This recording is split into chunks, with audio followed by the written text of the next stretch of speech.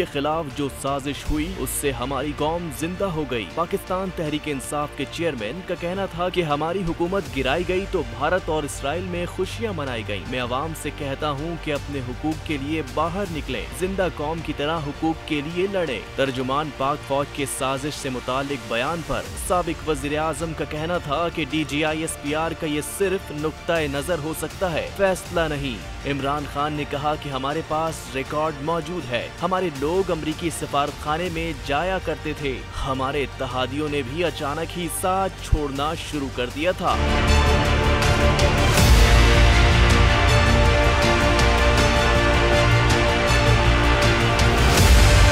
कप्तान का कहना था कि जिंदगी में कभी ये नहीं सोचता कि मैं हार जाऊंगा। मैं जब भी कोई फैसला करता हूं तो वापसी का नहीं सोचता।